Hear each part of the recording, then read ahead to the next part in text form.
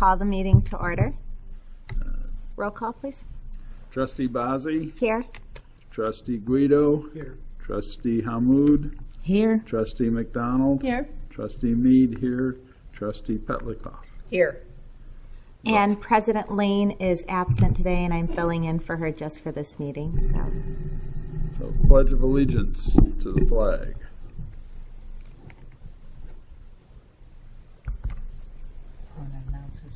Doing the pledge. There, there.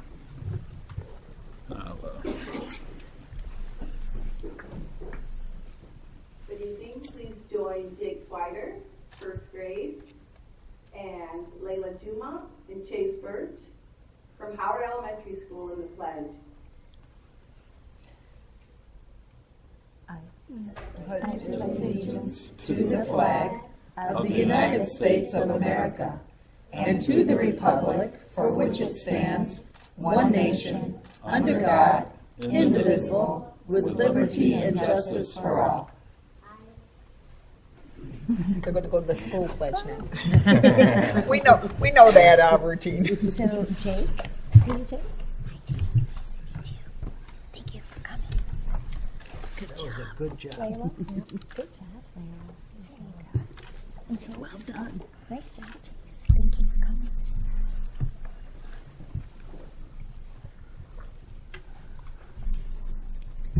Next item on the agenda. Item 2, Superintendent's update.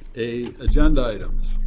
So the first thing I have is just some congratulations on retirements. We'd like to congratulate Ms. Patricia Carden for over 20 years of service. I also have Iman Karali with over 19 years of service, Ms. Catherine Konea with over 17 years of service, and Mary Verity with 16 years of service. So we congratulate the retirees and we thank them for all their service for our students in our district. And non-agenda items. So I have a few here, and I know we had the elections that occurred last week, and so I like to, first of all, congratulate our two election winners for the 6-year terms, Ms. Fadwa Hammoud, who is currently sitting on the board, and Mr. Hussein Berry. They've won 6-year terms, so we'd like to congratulate them. And, yeah, okay, yeah, Fadwa's here, so let's give it.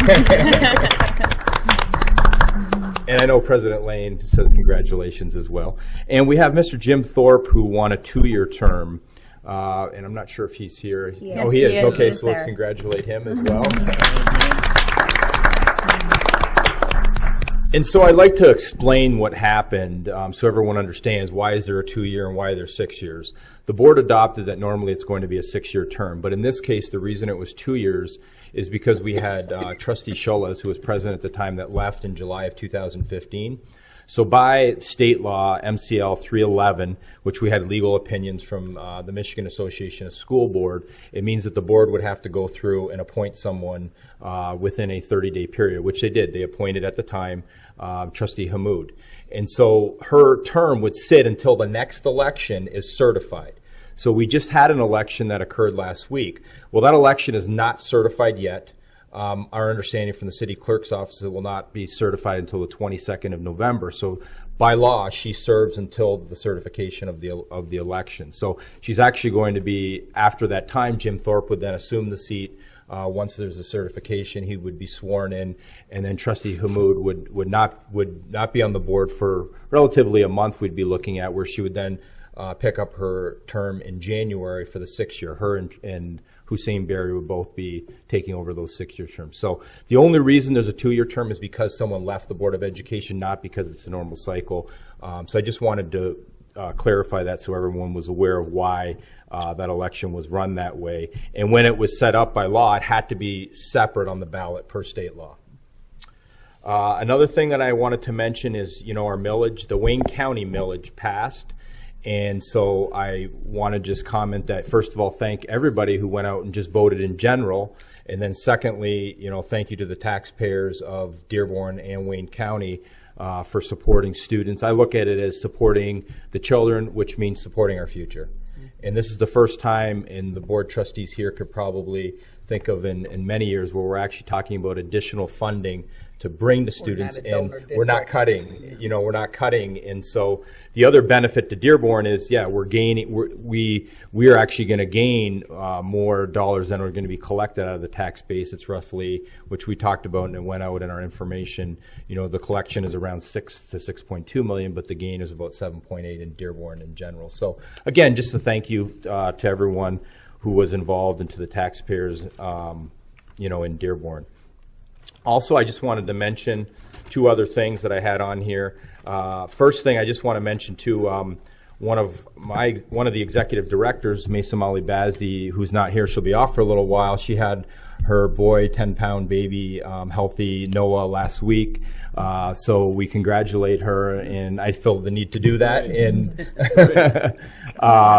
it's healthy. That's the main. Yes, healthy. And so we're very happy for her. And the reason I also, first of all, I wanted to congratulate her, but I bring it up as well because in the interim, we do have Mr. Rob Cedarlin, who will be filling in for her. And then we have Miss Amal Al-Qadre, who will be helping out as an interim director in the Human Resources Department. So those are some positive things.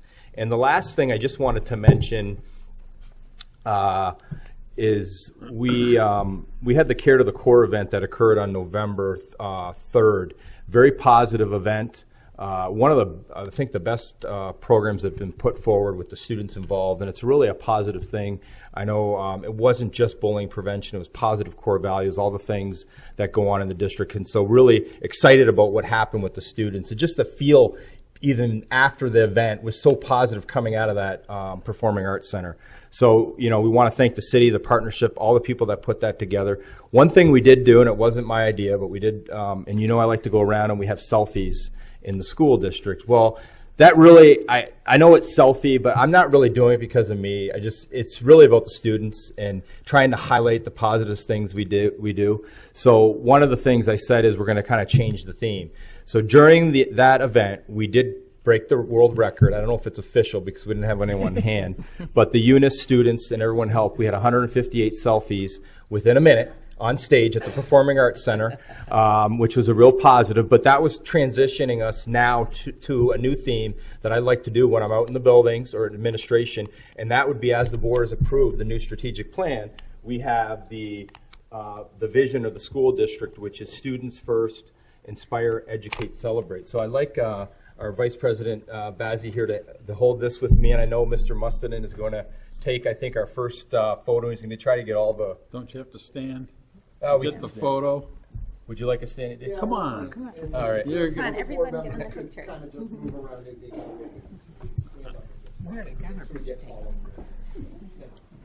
Thank you.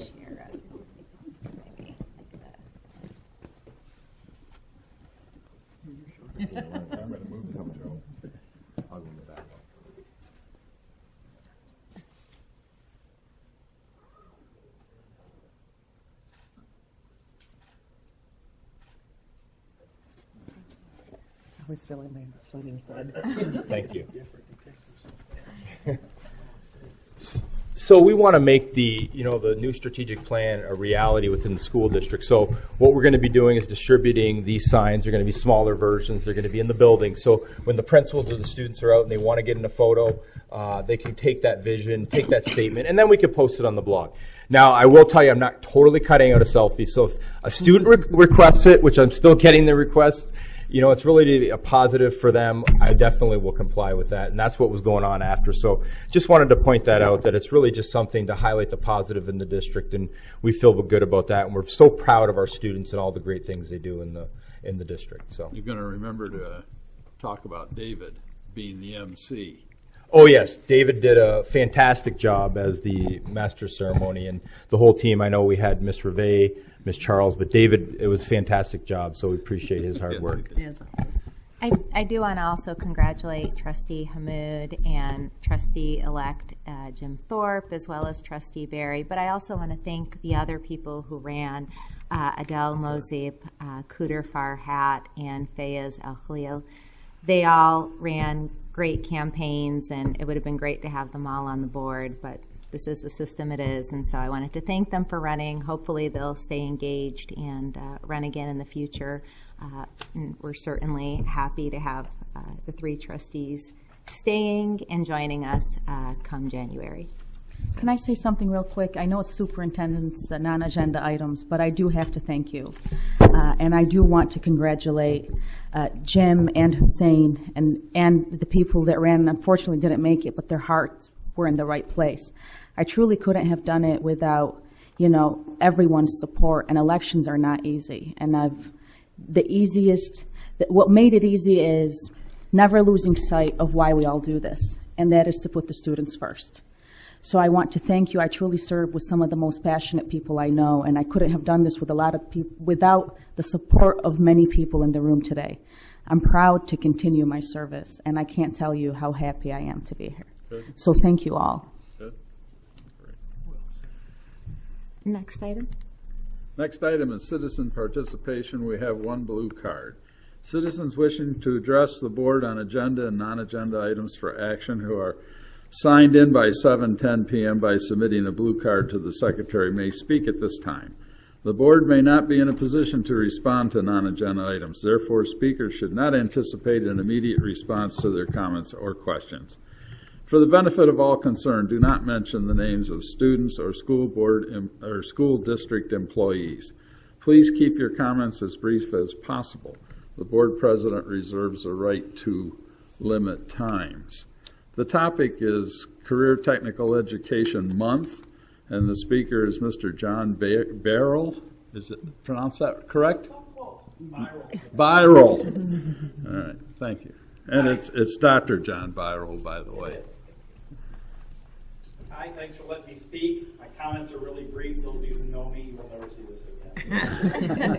It's National CTE Month. It's my anniversary, so I'm going to be doubly brief. I just thought I'd take a minute. I didn't have enough here to fill up a whole board presentation, so just career technical education is near and dear to my heart, and it's the month where we celebrate it, so I just wanted to point out some of the great things going on. I am the CTE supervisor for the district, which means I get to work with, in my opinion, the best staff and the best teachers in the district. We really, really are working hard, and we really have some great things happening. We have absolutely unbelievable attendance at the Michael Berry Career Center this year. We have classes busting at the seams, and more importantly, you walk in those classrooms and you've got every single desk full of kids who are laser focused on what they're doing. It's really kind of amazing to see. If you go there, you also have something I've never seen before, which is teachers taking their time on their prep hour to go watch other teachers and trade ideas and try and work on their practice and their craft. Entirely voluntarily, which is an amazing thing to see. We have students in leadership roles. When we have tours of the building, we never show people around the building. We grab some of our second-year students and trust them to take them. They often speak better than we do. And the list of kids willing to step up and do that is absolutely unbelievable. Nearly every single day we have alumni coming back to visit us, and they're telling us about the scholarships they're getting. They're telling us about the tough, only 5 people get selected programs they're interviewing for. And most importantly to me, they're telling me about the jobs they're working. They've come out of our career tech ed programs. They are working while they go to college. Many of them are going to graduate with a college degree and no debt because they got into something that was a high skill, high paid, high demand career. We had our fall advisory meeting where we invite members of the community in to advise on our programs at the Michael Berry 2 weeks ago. We had 65 people in attendance. It was amazing and great to see. Last year, our career student organizations, BPA and HOSA, both had state champions out of Dearborn who went to the national competition. This year, we're also adding Skills USA in our culinary program and possibly in the auto and welding program coming up. So it's awesome. And there's also not to say it's just about Michael Berry Career Center. We have a brand new state certified welding program at Etzel Ford that's up and running. Our automotive programs are renewing their NATEF certification, which means our kids can graduate with a certificate and their ASE certification. We have business programs in all 3 high schools and really good enrollment numbers in those. So once again, I just wanted to talk about our excellent career tech ed programs and let any of the parents and the board members know there are options out there for kids that aren't necessarily college prep or taking a dual enrollment class. We have some excellent choices for students that can really make a difference in their life. And thank you for your time. Thank you. Thank you. Approval of minutes. Approval of minutes of the following Dearborn Board of Education meeting. Regular P through 12 meeting, October 10th, 2016. Board report 16 through 38. Recommended action. Make any necessary corrections and move approval of these minutes.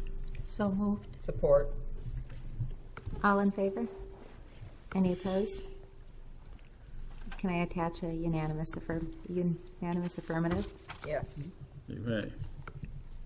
Motion carries. Next item. Item 5, recognition and acknowledgments. Commendations. There are 2 students from Dearborn High School, Elena Abdallah and Mohammed Saleh, who are here to present this portion of the program. Thank you for being here. Good evening. I'm going to be reading the district commendations. Commendation to all of the teachers, students, and administrators who helped make the Dearborn Public Schools 6th Annual Care to the Core Rally a success. More than 500 students, teachers, and family members and community representatives attended the event at the Ford Community and Performing Arts Center to see student performers in the program focusing on the district's core values and anti-bullying awareness. Special thanks to the teachers and students who did terrific performances. Linda Lazar and the McCullough Unit students, teachers Maria Lagrasso and Miriam Mazachek and the Gear Park students, teachers Lori Donor and Greg Stinson and the Snow Elementary students, teacher Therese Daugialo and Maxine Flavin and the Woodworth Middle School students, Salina Intermediate teacher Paul Bruce and Etzel Ford Jr. Khalud Magali.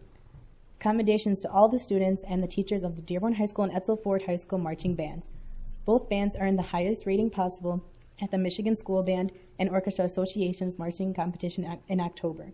In addition, we commend the Dearborn High and Etzel Ford students for demonstrating excellent character and cheering for each other's bands during the competition.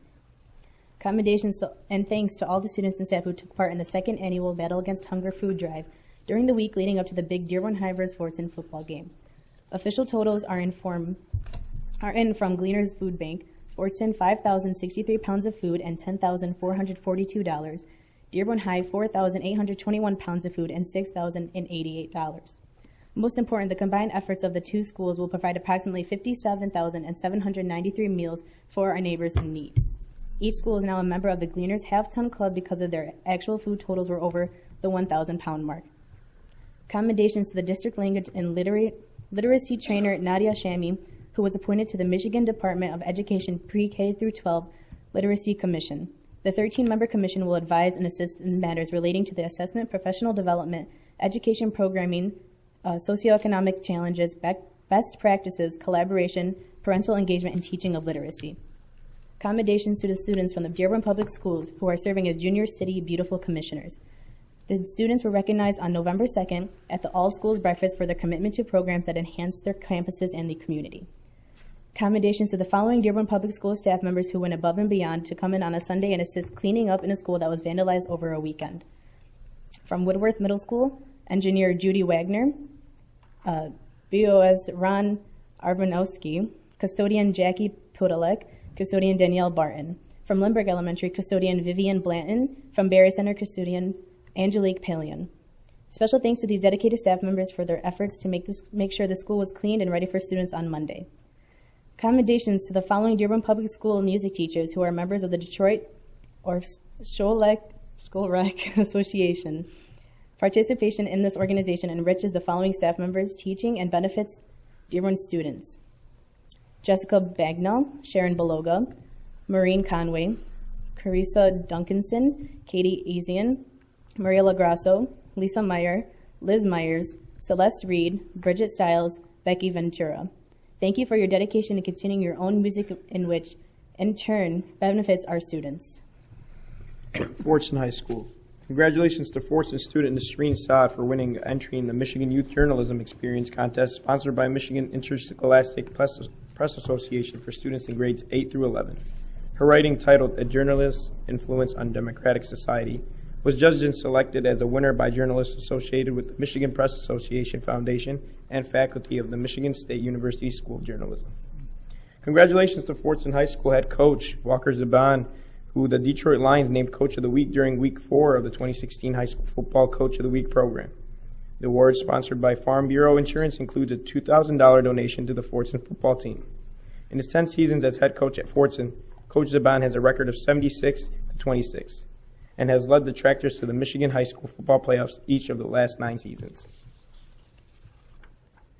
Commendations to the students in the Fortson Pay It Forward Club who sold wristbands for $2 that permitted students to wear Halloween costumes based on strict guidelines.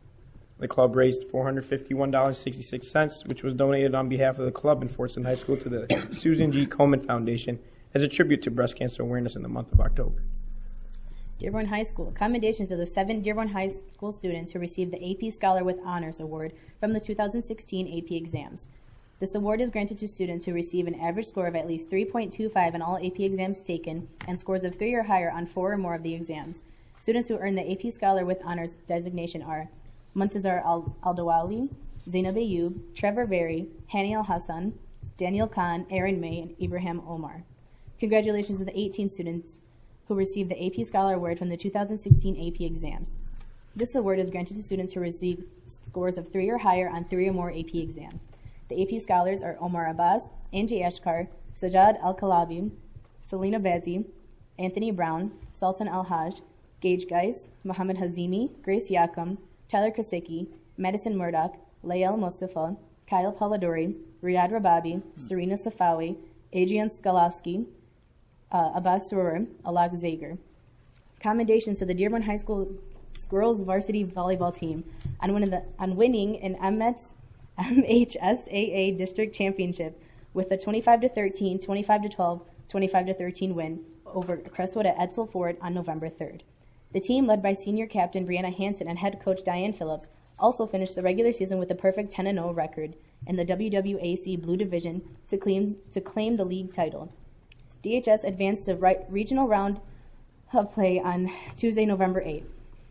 Commendations to the Dearborn High School students who last year wrote and produced an award-winning films that address the important social issues of mental illness.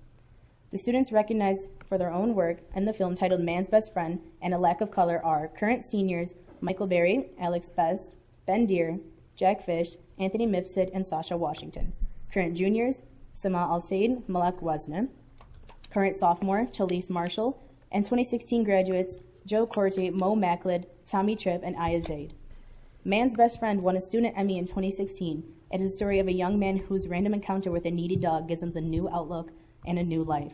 The tale is based upon the concept that there is a brighter road to travel. A Lack of Color was nominated for a student Emmy in 2016 and was the runner-up. The film addresses mental illness and the positive impact that caring upstanders can have on the life of someone who has been bullied. Congratulations to all the students who worked on these meaningful films. Commendations to Dearborn High School student Riyad Rababi, who finished first at the Boys Cross Country Division I State Championships on November 5th. He finished the 5K, which is 3.1 miles, in 15 minutes and 25 seconds. On Saturday, November 12th, Riyad ran in a meet in Mount Pleasant to qualify for to represent the state of Michigan in the Midwest Cross Country Championships in Wisconsin later this month.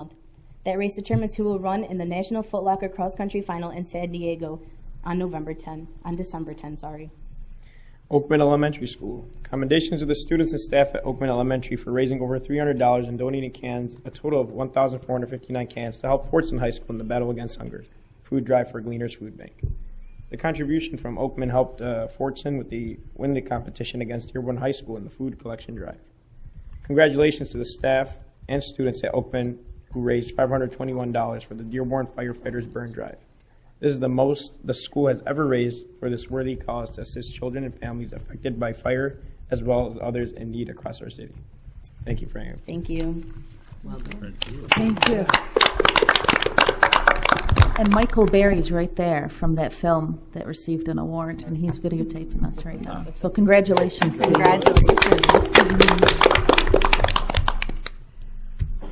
Next item on the agenda. Those are some pretty good readers. All right. We're still on recognition and acknowledgments. B, acknowledgement of donations. Okay, so we have several here. We have a donation of $400 that has been offered to Smith by the Dearborn Education Foundation to be used for music flexible seating. A donation of $800 has been offered to Fortson High School by the Dearborn Education Foundation to be used for music department sound equipment. A donation of $2,083.50 has been offered to William Ford Elementary School by the Dearborn Education Foundation to be used for world music drumming equipment. A donation of $764.50 has been offered to Howe Special Education by the Dearborn Education Foundation to be used for reading fundamentals. A donation of $1,265 has been offered to McCullough Elementary by the Dearborn Education Foundation to be used for getting visual with instrumental. A donation of $100 has been offered to Henry Ford Elementary by the Dearborn Education Foundation to be used for student data tracking. A donation of $1,000 has been offered to DCMST by the Dearborn Education Foundation to be used for mathematics curriculum resource update. A donation of $546 has been offered to Salina Intermediate by Mr. Alexander Shashko to be used for art supplies. A donation of two 20-inch bikes has been offered to Salina Elementary by Walmart to be used for a student raffle. A donation of $400 has been offered to the Early Learning Coalition by Mr. Thomas Stafelsky to be used for books and parent university materials and workshops. A donation of $500 has been offered to the Early Learning Coalition by Bayer Howlett to be used for books and parent university materials and workshops. A donation of $100 has been offered to the Early Learning Coalition by Miss Beverly Ann Donaldson to be used for books and parent university materials and workshops. A donation of 50 used books has been offered Dearborn High Schools by Faye Coombe to be used in language arts, teachers' classroom libraries to support the sustained silent reading programs. We thank all the donators for the materials to help our students. Thank you. Next item on the agenda. We remain on item 5, recognition and acknowledgments. Item C, core values poster. Thank you very much. So at the Care to the Core event, we had our big core values machine working, operating. The students were fueling it with all their positive energy and positive core values and demonstration of the core values. And that big core values machine actually cranked out and created for us a new core values poster. Unfortunately, there was a little bit of a problem, and the machine was just overloaded with core values karma and cranked out 2 core values posters. So for the past week or so, we've had an online competition going on just to get some feedback from our community on Facebook and Twitter. And now, tonight, we are going to launch the second phase of this and share with all of our staff and get their opinion on which core values poster they want to go with. There are 2 varieties. They have the new updated core values that came from the Strategic Plan Committee, who they are the ones who updated the core values.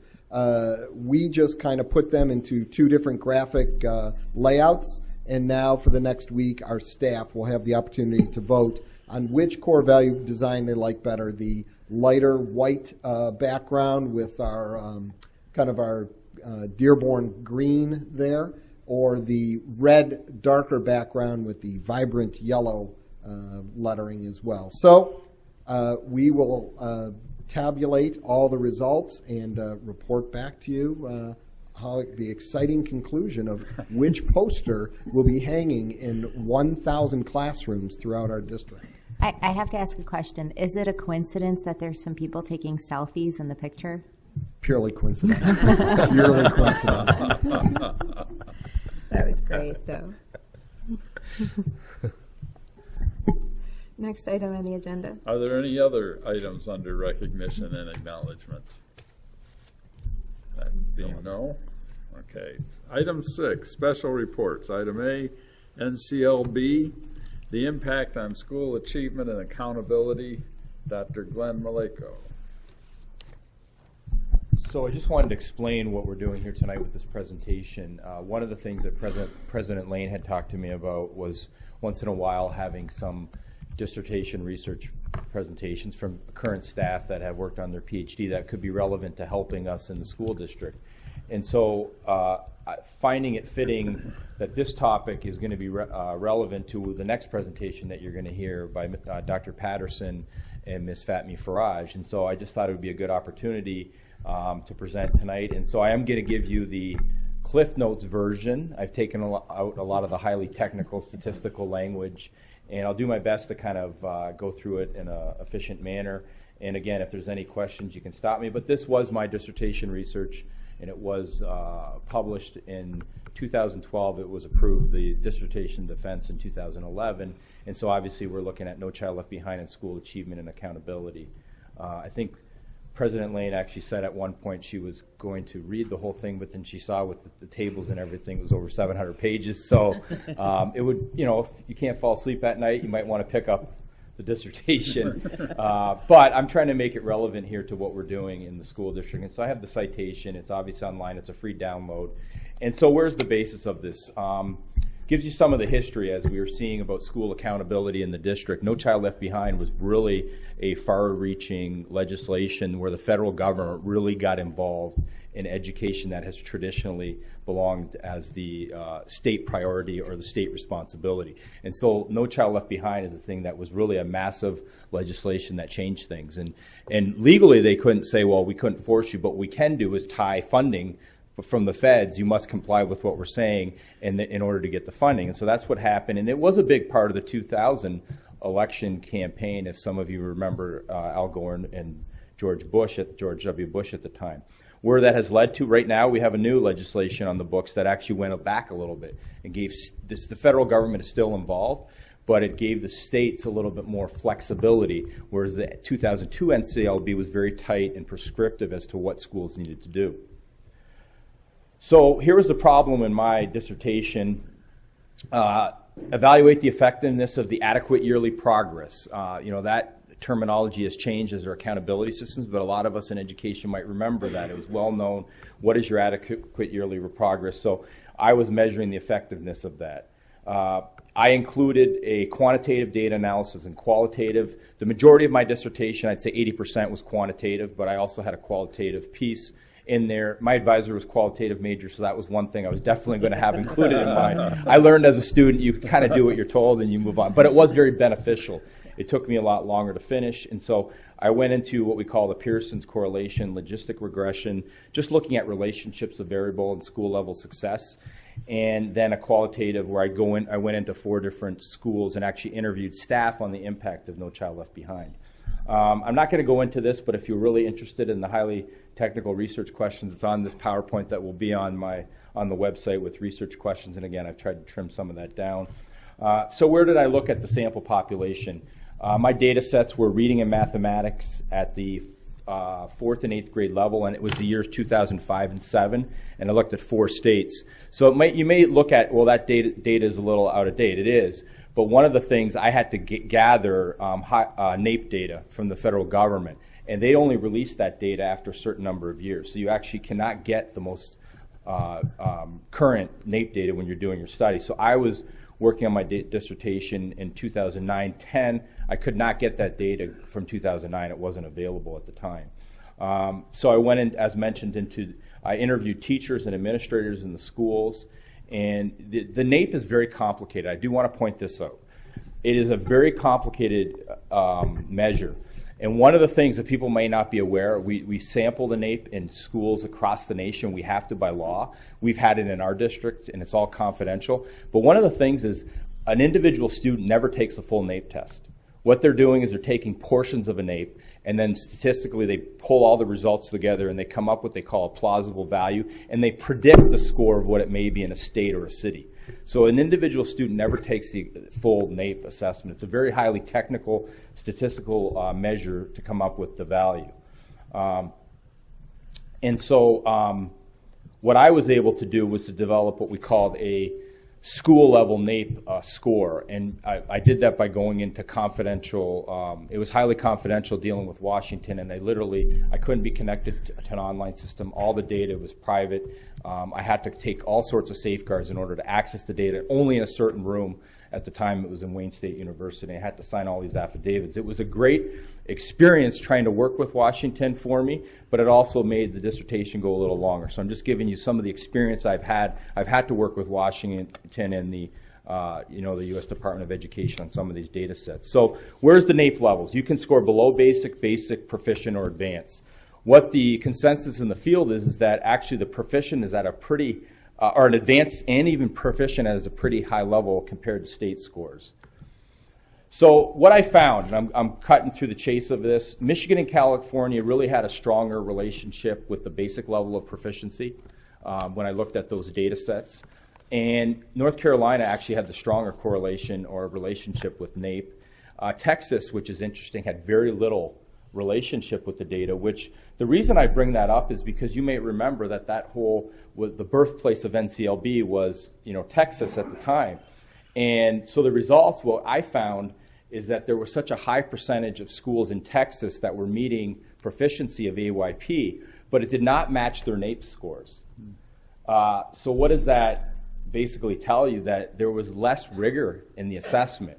And so when you're comparing state to state, unless you have a national measure that all states are using, it's really not a fair assessment of what's going on within those states.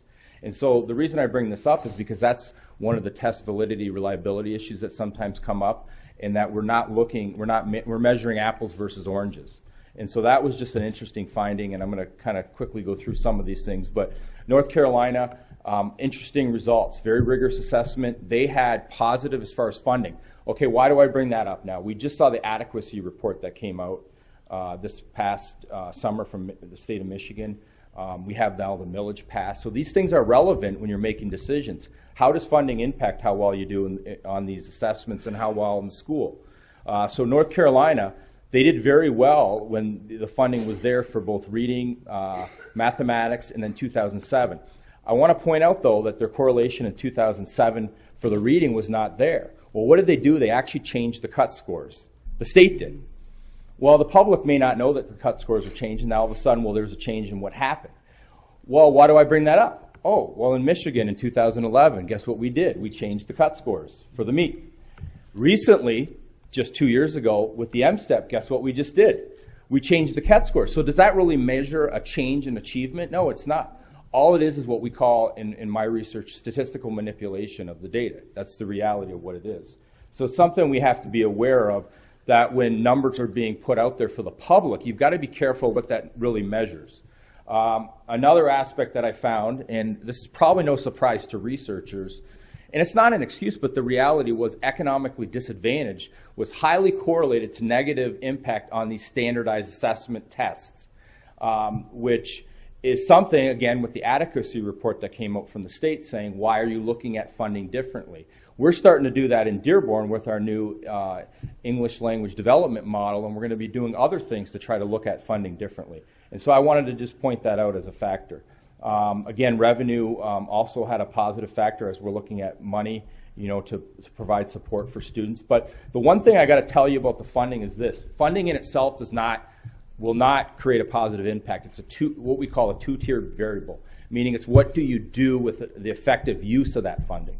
And so the reason I bring that up is that's why our cabinet, we're going to be brainstorming with the union, with the board. We want to implement effective strategies for our students so that they are successful. We continue to grow in this district, and so that will be an important factor, not just putting money into something, but measuring the effectiveness and making sure that it's working. And that's where the strategic plan comes in. Other things that I found in there, sanctions and punishment really didn't lead to improvement through the old NCLB. There was no scientific evidence. It was really intense. We're going to drop down the hammer and come after schools if they don't have these scores. A lot of the schools I went into as well, there were certain rules in the school. So another manipulation can be, you can change the configuration of a school. Eliminate a grade and you have less grades that you're assessing, and therefore you can become successful just by changing the makeup of the school. You have less chances to fail. And so we've got to be cautious of when we're just changing the makeup of the school, is that really effective? And so that did happen within my research. One of the things that was positive consequence of No Child Left Behind, focus on SIP plans, school improvement plans, okay? The finding that I came up with is there was an increased focus on school improvement plans. Why do I bring this up today? Dr. Patterson's going to be presenting with Ms. Farage on the things that we are doing in Dearborn on a school improvement plan. They also found that accountability did bring in greater collaboration, I found, focus on analyzing data. One of the biggest findings was a focus on subgroups. your ELL your English language learners, your economically disadvantaged, your special education. Up until 2002, those students were not really paid attention to in a lot of ways. So that was a landmark change that occurred, and that was one of the findings. The problem with that one, though, is then the next thing is, well, what are you going to do to improve it? Whoops. This one here I mentioned because it was a principal response when I interviewed, but narrowing the curriculum. Why do I bring that up? These are things the board has had to face, not just in Dearborn, but all over, narrowing the curriculum. We've had to reduce in special area classes like music, art, other things over the years. And what have we done? We've kind of bumped up the mathematics and language arts for good reason, but that's the reality that this nation has faced. Because of that, I'm talking about the legislation in 2002. These are all related. What are some of the unintended consequences we saw? At times there was a lower morale, and some of the assessments honestly weren't designed for higher level critical thinking. Dr. Patterson's going to talk to you about how some of the new assessments are really looking at higher thinking skills. So one of the problems with No Child Left Behind is it said, well, you've got to fix it, but it didn't prescribe any way to do it. It really didn't, and that was one of the weaknesses in the legislation. There was no support for making change in the school. And so what I found is that you really need to improve your internal capacity within the district and in the school. What is that? I look at that as our strategic plan or the school improvement team. Or in the case of Dearborn, we go to professional learning communities. And how are people accountable to each other? Not just staff, but parents. Everyone's involved in that. And so that's where that process was a little faulty, was the AYP, the Adequate Yearly Progress, because it didn't provide any support to schools. You're on your own now. Let's go do it. Well, Dearborn, we did it because we knew we had to make improvements. So that's one area. I'm just going to switch over. I think that the accountability does have a potential to make a great difference, and that was some of the conclusions that I made in there. But it just, you got to really watch the measures you're using. Are they reliable? And here's another thing to really be careful of, using one measure. We have our NWA data, we have MSTEP, we have classroom assessment. A single measure is not really that reliable to measure effectiveness in the schools, and that's why we're looking at multiple measures. And we're looking at growth formulas, which is now positive. I'm going to switch over to one of the things that has shifted that is occurring. At the time, in the late 2000s, there was a push to go towards more of using the NAEP across the board, a national curriculum. That has now swung for political reasons, as you see now, even in Michigan. At one point, they were going for the Smarter Balance, the Common Core, and then there was push back. Some of those reasons are actually more just political, and so that's a kind of a trend that we've seen. A few things, and I'm going to go over it quickly. I also had a publication that came off of my dissertation, and this was really more of just some things to be cautious of when you're looking at measurements that you're using to assess effectiveness with students. And this was the publication and the citation. But you just got to be careful when you're looking at the scores. And these are things that states have done and/or districts. Cut score manipulation, as I mentioned. One thing that some states did is what we call the confidence interval. And what does that mean? It means, certain states would count it if you were close to passing, they would count it. Other states would not. Michigan was one that did not at the time. Time of NCLB, subgroup size. How many remember that? In order to qualify for a subgroup, you had to have 30 in Michigan. Well, in other states, that wasn't the case. In California, it was 100. So there was no consistency as to how these things were being implemented across the country. And so one of the things that I find, and I put up here, is when you're looking at measures, you've really got to be careful with year-to-year fluctuations. You really need at least 2, if not more, years of data to look at what's going to measure improvement. You should have 2 separate measures, more preferably, and look at multiple content areas, not just one test and put all your eggs into that test basket and for that 1 year. So you have to look at multiple factors when you're evaluating the effectiveness within the schools. So again, I'm going to kind of end there. I'll take any questions. I tried to do a Cliff Notes quick version of my dissertation defense, and this is something you may see, as was requested, to have some of our staff present in these areas. And the only reason I chose today was because it's going to be connected to the next presentation. So thank you.